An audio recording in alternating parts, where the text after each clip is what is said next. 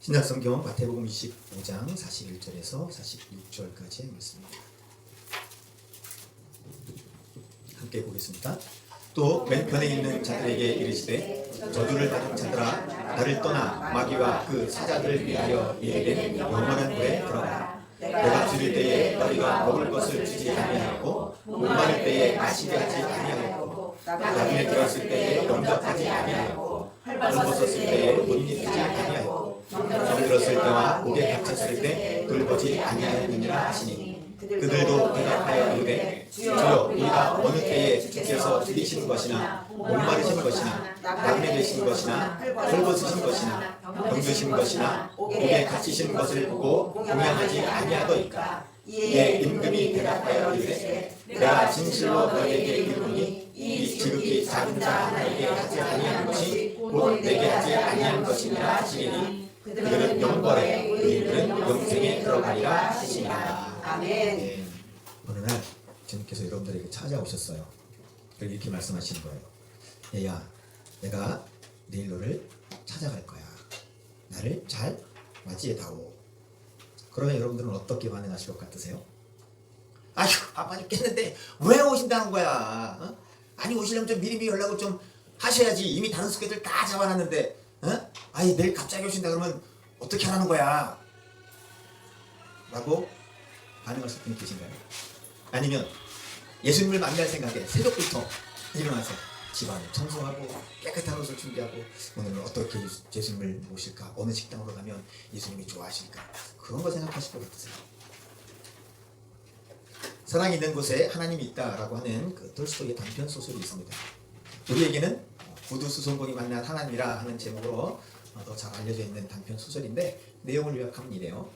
주인공 마르틴은 구두 수송공입니다. 사랑하는 아내와 함께 자녀들과 잘 살고 있었어요. 그러던 어느 날 두 명의 자녀와 아내가 하늘나라로 먼저 떠나게 됩니다. 슬픔에 빠진 마르틴은 남아있는 막내 아들과 함께 그의 생을 이어가는데 얼마 지나지 않아서 그 막내 아들까지도 병으로 마르틴의 곁을 떠나게 됩니다. 사랑하는 가족들을 잃은 마르틴은 슬픔과 절망에 빠져서 술로 생활을 하게 되는데 그러던 어느 날 성지 순례를 다놓은 한 노파의 권면으로 성경을 읽게 돼요. 그렇게 성경을 읽으면서 안정을 찾게 된 마르틴은 이제 성경을 읽는 가운데 아기 예수님의 탄생이 기록된 부분을 읽게 됩니다. 그는 예수님의 탄생 이야기를 읽으면서 하늘의 모든 영광을 버리고 낮고 낮은 이 땅 위에 내려오신 예수님의 사랑에 다시 한번 감사를 드려요. 그리고 무릎 꿇어 기도를 드리면서 잠이 들었는데 이런 음성이 들리는 거예요. 마르틴, 내일 내가 너를 찾아갈 거야. 찾아갈 거야. 그리고 다음날 아침을 맞은 마르틴은 우선 지저분한 가게 안을 깨끗이 청소합니다. 그리고는 뭐 언제나 그랬듯이 의자 안에서 구두를 수선하는데 그날은 오늘 다른 날보다는 좀 특별한 기도를 합니다. 이유는 하나님이 오신다고 하셨으니까. 그래서 누가 들어올 때마다 출입문을 유심히 이렇게 살펴보게 되죠. 그런데 그때 이제 밖에서 빗자루질하는 소리가 들리는 거예요. 창밖을 이렇게 내다보니까 청소를 하는 청소부 할아버지가 이제 일을 하고 계셨던 거죠. 이 할아버지는 오래전부터 청소 일을 하고 계셨는데 사실 청소부 일을 하기에는 너무 늙었고 힘도 없어진 상태예요. 하지만 형편이 어려워서 그만둘 수가 없었죠. 마르틴은 그 힘겹게 빗질을 하는 할아버지를 보고 문을 열고 나가서 친히 안으로 모셔옵니다. 날씨가 추우니까 몸을 녹이도록 따뜻한 차를 드리고 이제 불을 쬐 수 있도록 그렇게 해서 온몸을 녹이며 잠시 휴식을 취할 수 있도록 그렇게 배려를 해드려요. 청소부 할아버지는 마르틴의 이 대접으로 얼었던 몸을 녹이면 고맙다는 인사를 한 뒤에 다시 이제 일도로 돌아갑니다. 이렇게 청소부 할아버지가 떠나고 얼마의 시간이 지났을 쯤에 눈보라가 막 몰아치는데 그 눈보라 가운데 아기를 낳은 어떤 여인이 문을 이렇게 두드리는 거예요. 그리고 이제 그녀를 맞아주는데 아기 엄마는 수선을 하려고 하는 것이 아니라 쏟아지는 눈보라와 추위를 잠시 피하기 위해서 마르틴을 찾은 거예요. 머뭇머뭇하면서 제가 사실은요 이래서 마르틴은 기꺼이 그 여인과 아기를 가게 안으로 맞아들여주고 몸을 따뜻하게 해줍니다. 그리고 먹을 것도 주고 옷이 없다고 하는 말을 듣고 겉옷도 이렇게 내어줘요. 그리고 이제 친척 집에 그 아기를 맡기러 가는 길이었는데 너무 힘드니까 갈 수 있는 약간의 여비를 주어서 갈 길을 갈 수 있도록 도와줍니다. 그런데 그때까지도 안 오시는 거예요. 이제 그렇게 이제 시간이 흘러서 해가 질 무렵이 됐는데 창밖에서 소란한 소리가 들리는 거예요. 내다보니까 사과를 파는 늙은 노파가 사과를 훔친 소년을 붙잡고 막 야단을 치고 있는 거예요.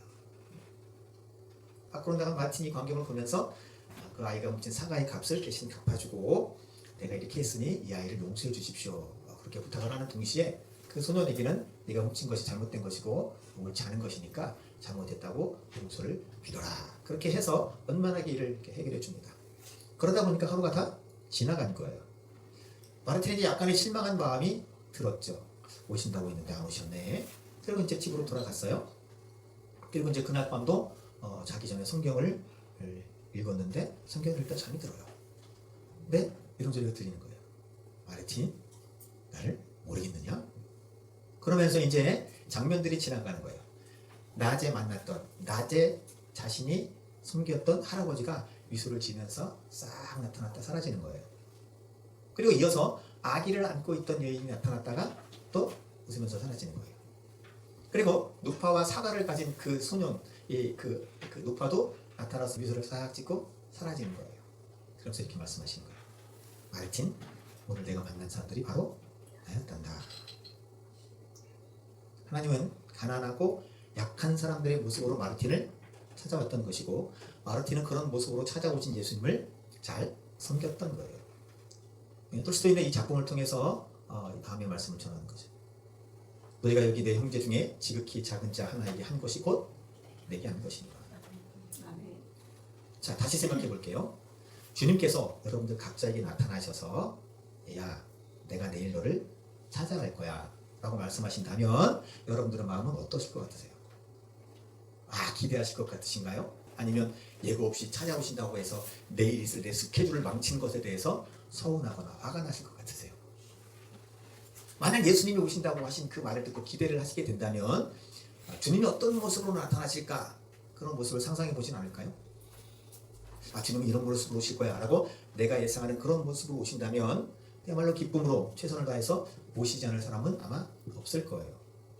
주님을 멸시하거나 푸대절할 그런 사람이 있지는 않겠죠. 그런데 문제는 주님께서 찾아오실 때 내가 예상한 것과는 전혀 다른 모습으로 오실 수도 있다는 거예요.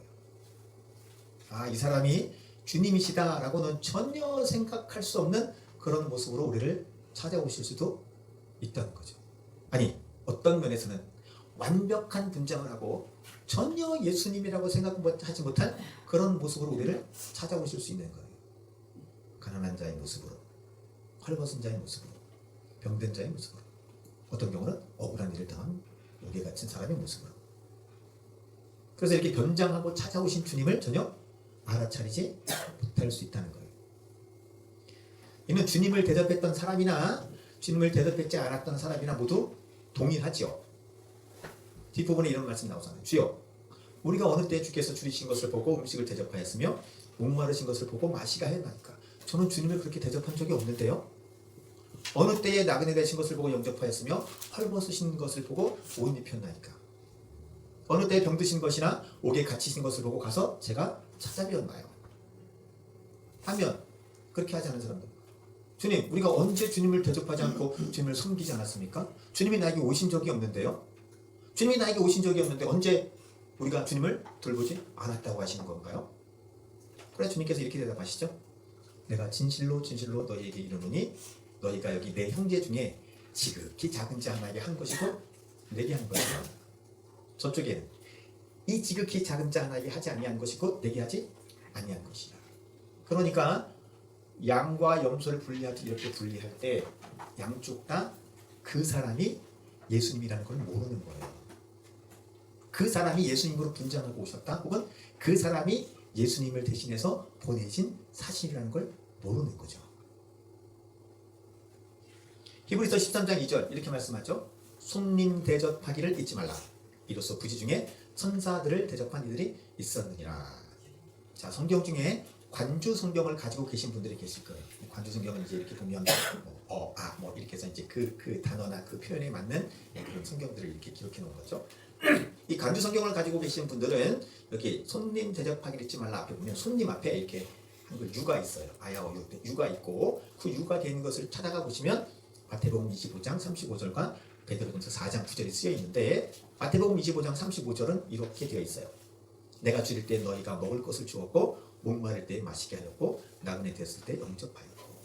그러니까 손님이 그렇게 왔다는 거죠. 그러면서 히브리서 12장 2절에 손님이 바로 이렇게 변장하신 주님이신데 그걸 알지 못하고 대접했다라고 하는 것을 말씀하시는 거고, 그리고 다음에 같은 말씀이 이어져요. 이로써 부지 중에 천사들을 대접한 이들이 있었느니라. 자, 12장 히브리서 13장 2절 한꺼번에 읽으면 이렇게 돼요. 손님 대접하기를 잊지 말라. 그 손님이 누구다? 마태복음 25장에 말하는 그 대상들.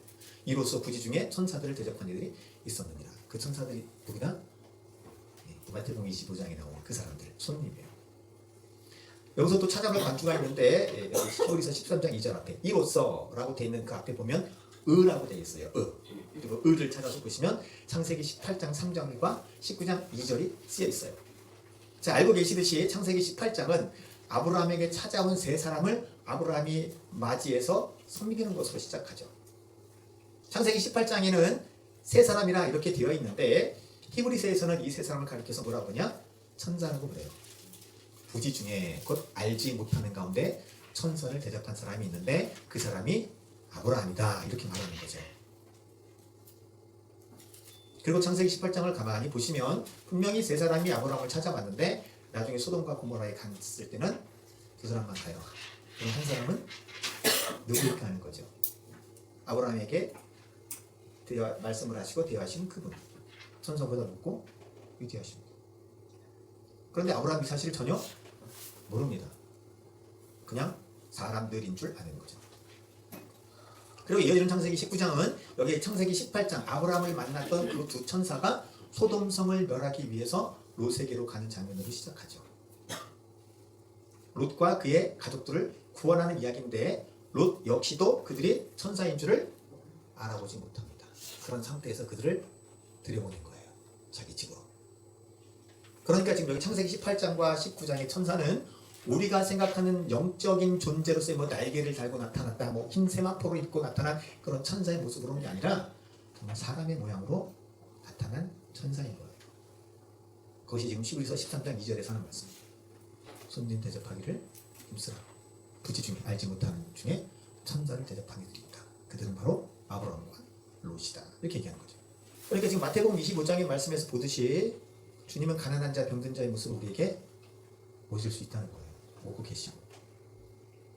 중요한 건 이렇게 변장하고 우리를 찾아오시는 주님을 우리는 전혀 주님이라고 생각할 수 없다는 거예요. 우리가 언제요? 우리가 언제 주님을 섬겼고 우리가 언제 주님을 멸시했나요? 라고 말할 수 있는 그 대상, 그 모습으로 우리를 찾아오신다는 거예요. 어떤 면에서는 주님은 일부러 그런 모양으로 변장을 하시고 우리에게 오실 수 있어요. 뭘 보기 위해서?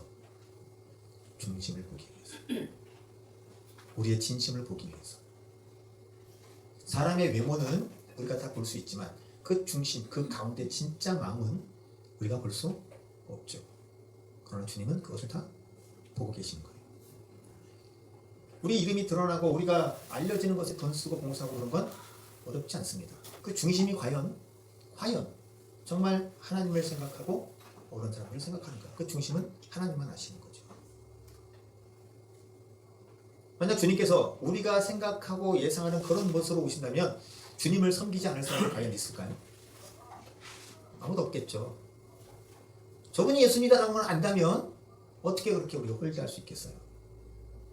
그런 차원에서 주님은 주님이라고 생각할 수 없는 사람의 모습으로, 아니 그런 사람들을 대신해서 우리에게 보내셔서 우리의 중심을 달아보는 거예요.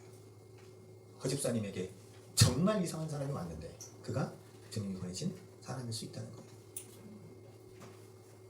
섬겨야 될 그 사람, 도와야 될 그 사람, 용납해야 될 그 사람, 그 사람이 주님이 보내신 사람일 수 있고 연장하고 우리를 찾아오신 주님이실 수 있어요. 주님은 오늘 이 말씀을 통해서 우리의 최후에 우리가 살아온 날들을 결산하신다고 하시죠. 지극히 작은 자 하나에게 한 것이 내게 한 것이요 지극히 작은 자 하나에게 하지 아니한 것이 내게 하지 아니한 것이다. 그러면 지금 내 주변에 있는 사람들 중에 전혀 주님일 거라고 생각할 수 없는 그 사람을 향한 나의 태도는 어떤가 하는 것이죠. 우리 교회 안에 주님이 변장을 하시고 찾아오셨는데 저 사람이 주님이 보내신 사람이겠어? 저 사람이 변장하고 오신 주님이겠어? 라고 생각할 수 없는 그 사람을 나는 어떻게 대하고 있는가 하는 것이죠. 다시 말씀드리지만 주님이신 걸 알면 당연히 그렇게 대할 사람은 아무도 없겠죠. 주님 변장을 하고 오신다고요. 데일리 사신을 쓱 보내신다. 갈멜산교회 성도들은 영적인 수준이 어느 정도나 되냐 내가 한번 해보겠다. 너희들의 마음이 진정 어떤지 내가 한번 테스트해보고 있다. 가라. 오는 거예요 이렇게.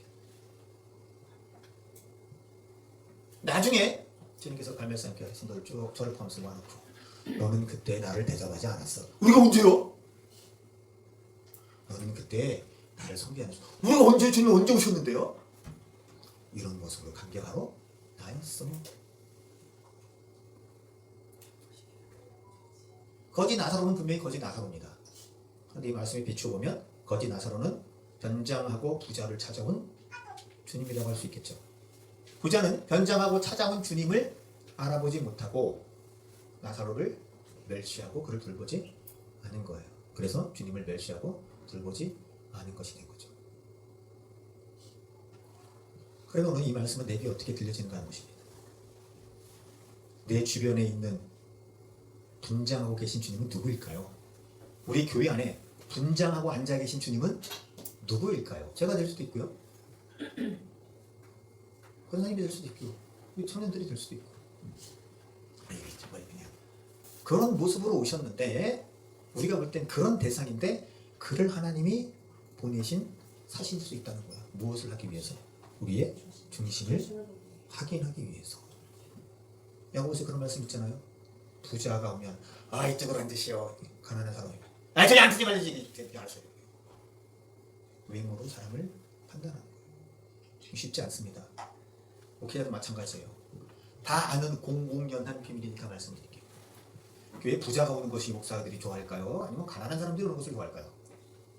11조를 많이 할 수 있는 사람이 오는 걸 좋아할까요? 11조를 적게 하는 사람들이 오는 걸 좋아할까요? 그 야고보서 말씀인 거예요. 너희가 외모로 사람을 취하는도다. 쉽지 않습니다. 쉽지 않아요. 겉의 모습을 보면서 우리를 힘들게 하고 어렵게 하는 사람들이 정말 예수님이 보내신 사신이라고 생각한다면 알아도 쉽지 않아요. 우리 기존에 그전에 우리 갈멜산교회 성도님들이 제가 너무 참 감사를 드리는 부분들이 있어요. 오늘 제가 말씀을 드리는데 노숙자들이 그전에 왔었잖아요. 그 아주 그냥 찌른 데가 나서 같이 옆에 앉아있지 못할 정도의 그 수준. 그런 분들이 왔을 때 그 하나 인상 쓰는 분 안 계셨어요. 목사님 저 사람들 오지 마게 하세요. 알겠어. 그런 분들 안 계세요. 다 힘들지만 다 참고 결국 그분들 다 하나님의 부르심을 받아서 이 세상을 다 떠났어요. 나중에 우리 갈멜산 교회들 주님 앞에 올라가 뭐라 그럴까요? 야야 그때 니 참 힘들었지. 너 참 옆에 있는 것도 힘든데 밥 먹기도 참 힘들었지. 고맙다. 그게 나였다. 그게 나였어. 내가 갈멜산 교회 갔었는데 너네들의 그런 모습을 보면서 내가 너무 감사했고 너무 감동을 받았다. 이쪽으로 오렴. 우리는 이미 그런 전적이 있어요. 중요한 건 주님께서 변장하고 오시는데 주님께서 대리인을 보내시는데 우리는 잘 알지 못해요. 나는 나이지만 거짓 나사로는 거짓 나사로이지만 하나님께서 나의 그 어머 같은 그런 성격이나 이런 어투를 통해서 여러분들을 시험하실 수도 있어요. 그때 이 말씀을 기억하면서 그래 주님께서 보내신 사신이구나. 하나님께서 내게 보이게 하신 사람들 여기 지금 도와야 될 사람들이 보이잖아요. 그런 사람들을 외면하지 않고 순종하는 거 그게 믿음이죠. 그게 믿음이죠. 그들을 섬기는 거예요. 아브라함과 롯은 하나님이신지 천사인 줄 모르고 섬겼어요. 그리고 나중에 알고 보니까 그가 천사였던 거죠. 이제 마지막 때 우리가 주님 앞에 다 올라갔을 때 아이고 우리 갈멜산 교회 성도들 잘했다. 내가 너희들 덕분에 아주 배불리 먹었고 너희들 덕분에 아주 따뜻하게 지냈고 너희들 덕분에 아주 시원한 여름을 보냈다. 내가 다 기억하고 있다. 34절 볼까요? 그때 임금이 그 오른편에 있는 자들에게 이르시되 내 아버지께 복받을 자들이여 나와 창세로부터 너희를 위하여 예비된 나라를 상속받으라. 아멘. 이 말씀이 오늘 우리 모두에게 들려지고 모두에게 응할 수 있도록 우리가 살아가는 이 삶 가운데에 우리가 갈매석의 공동체라고 하는 이 공동체 안에서 함께 생활할 때 섬기고 또 순종하고 기쁨으로 대할 수 있는 저희가 다 될 수 있기를, 창세로부터 예비된 나라를 상속받으리라 라고 하는 그 복과 은혜를 다 받아 누릴 수 있는 저희가 될 수 있기를 주의 이름으로 간절히 축복합니다. 아멘. 주님이 어떤 모습으로 오실지 우리는 아무도 알지 못합니다. 과연 저 사람이 주님이 보내신 사십니까? 주님이 변장하고 오신 모습일까? 라고 생각할 수 없는 그런 사람들을 대할 때 주님을 대하듯 할 수 있는 믿음을 주옵소서. 아멘. 그런 마음을 주시고 또 이렇게 섬길 수 있도록 우리에게 은혜도 주옵소서. 그래서 하나님께서 기뻐하시고 우리를 칭찬하시고 우리에게 주시는 복을 받아 누릴 수 있도록 은혜를 더하여 주옵소서. 우리 다 같이 한번 하나님 앞에 기도하겠습니다.